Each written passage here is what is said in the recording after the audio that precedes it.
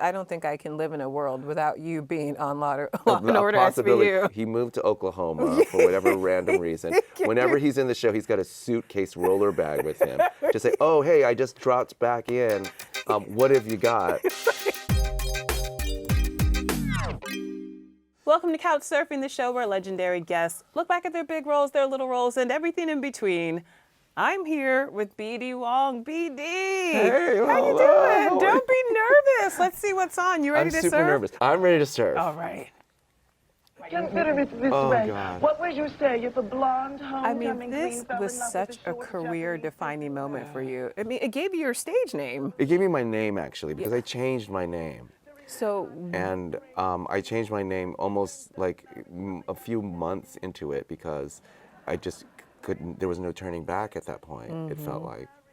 And I watched that, and I have specifically, thank you very much, Lola. I have very specifically not wanted to watch this Really? for the time that it's on because I knew I would find it, I don't know what, it's like a different person. this was a huge experience for you. You won every major award, Drama Desk, Tony, the list goes on and on. I had worked very hard for years before that, doing lots of things and not being noticed that much.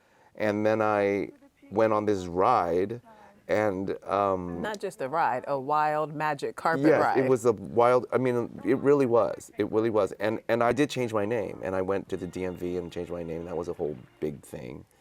And But it worked out. And it worked out. All right, up Oh my next. God.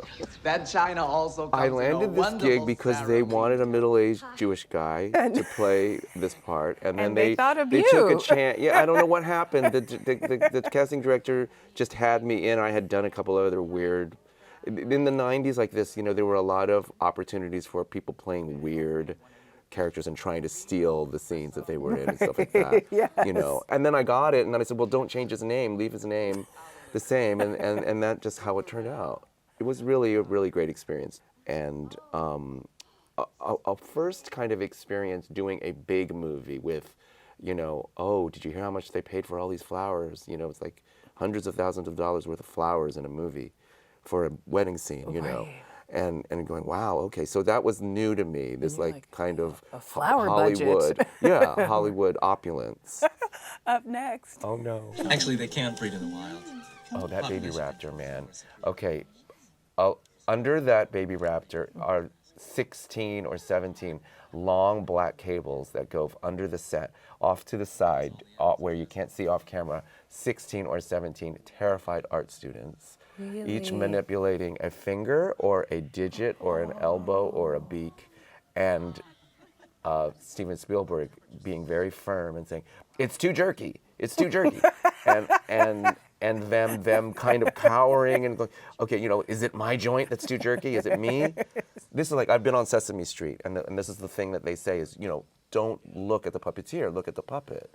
You're acting with the puppet. Right. The person is down here talking. Their voice is coming out from down here, and so you have to learn how to do that. And that was a similar kind of situation. Your character returned in Jurassic World. Yes. A little more complicated, Yes. a bit nefarious. I realized that I've played a lot of these kind of mad scientist kind of parts, and I'm always shocked when people describe them as villains, and I think it's because I'm them. I mean, I justify their actions and their deeds and their choices, and I feel like I know what they want, and I know why they want it. You have to find a way to empathize with I that think character. you do. Yes. I couldn't agree more. I mean, you have to, otherwise you'll come out just kind of mean and like one-dimensional and Right. and all that.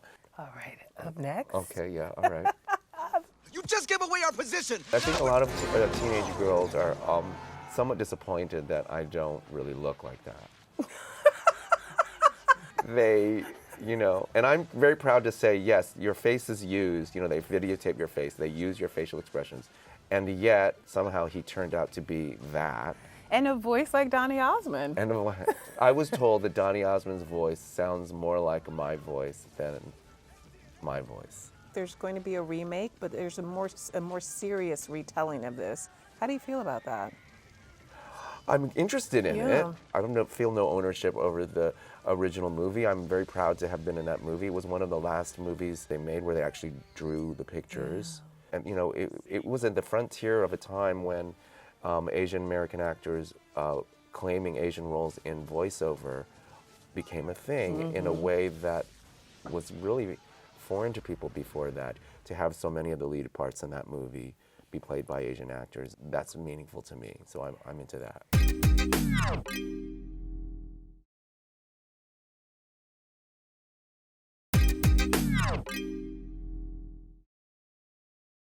Welcome back to Couch Surfing. I'm still here with BD Wong. BD, shall we continue? We shall continue. He's still here too. Why? I mean, you had to have just seen this script and said, yes, sign me up. Oh, yes, but no. I mean, it's even better than that, Lola, because Tom Fontana came to me and said, I want to write you a part in this show. He says, I thought you maybe could play the priest installed in the jail. It was one of the more satisfying casting experiences I'd ever had, and I'm very proud of that show, and I really liked it. I wish more people would see it, because it was the first HBO one-hour drama. I mean, it started the whole HBO one-hour drama thing. It's true. I mean, this show really helped shape modern television. Yeah, It introduced the idea of prestige drama. Part of the concept of the show when it was being done was that each episode was directed by a different indie film director, and so that each director was allowed to come in, unlike most series where there's a Bible and you have to adhere to a certain look and they could just shoot it and do it however they wanted. They were allowed to go do crazy things and crazy shots and stuff, and it was wonderful. Up next. You pushed Kevin into a psychotic break, so I would a drug double him so he dose could of coerce his Christopher confession. Maloney. Yes. They're like Brad and Jen. You just want to see them together no matter what. This scene, by the way, is the only scene in which I ever, in 11 years, raised my voice. And that's why you used it, because it's the only time I really felt like I was acting. There's a little shade in that comment. There is, yeah. Well, Okay. I mean, and the shade is Yes. from my really is a more of a sadness, really. Creatively, it was very stagnant. It was very procedural. Right. I had a very specific role, and that role needed to be fulfilled. The show, I got that contract while I was in Oz. I didn't want to leave New York. I thought, this is like the closest thing you can have to a 9 to dependable 5, job. yeah. And I was thrilled. Yeah. For 7 years, I was really thrilled. They were wonderful to me. Dick Wolf was wonderful to me. I have no complaints. I don't mean to be whiny about it. But creatively, as an artist and as a character actor, that I kind of had to rediscover afterwards that I was even a character actor. I had forgotten, actually. Well, this next clip will remind you. Oh, God. Up next. Yeah. Oh, yeah. Oh, yeah. Ah. Not one character, but 2 characters. Yes, right. I was trained to be an actor who embraced really good writing, and the writing was impeccable. And the vision of the show, which came from a kind of auteur-like creator, who was the writer and director of the show, Sam Esmail, was someone you could completely trust, to the extent where he didn't always tell you what was happening, because he didn't want spoilers to get out there, and he wanted us to be kind of pristine in our not thinking about the overall arc of it. Did you know who was at the center of the nesting doll of your character? I do. I have a strong opinion about that. Yeah, and about her identity as a woman. But really, there were things like he'd say things like, "Well, you're about to show her this thing that's going to change her life. Well, what am I going to show her? I can't tell you what you're going to show her." and so that became really awkward and difficult, and ultimately sometimes very thrilling. And by the 4th season, I figured it out. I figured out how to give over to it, and I really, in particular, loved shooting the 4th season of that show. Up next. Her mother was in labor for 37 hours. I mean, congratulations. This show's already been picked up for a 2nd season. Yeah, that doesn't happen that often. No. And you get to play Awkwafina's dad. Yeah. Fantastic. I'm really into that. Yeah, I'm into it It's too. good. I loved her. I had a great time doing this with her. And it's loosely based on this her scene life. in particular. It's loosely based on her life. She lived with her dad and her grandma in Flushing, Queens as a young woman, and it's about her kind of youthful angst surrounding, the whole notion of living at home and then what to do with your life and everything.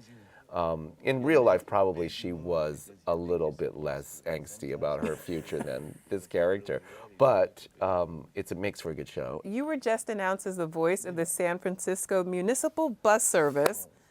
Awkwafina does the announcements on the 7 train here in New York. The press department for Comedy Central it told me very offhandedly, Awkwafina is doing the announcements for the 7 train. Okay, they didn't know that I have a 19-year-old son who is a complete public transportation nerd. So we got into this whole conversation and I was able to hook my son up with an experience kind of behind the scenes. And then he made this video about how Awkwafina did the announcements, and he recorded all the announcements so everyone could watch one video and hear all the different funny announcements that she made. I And love it's it. great, yeah.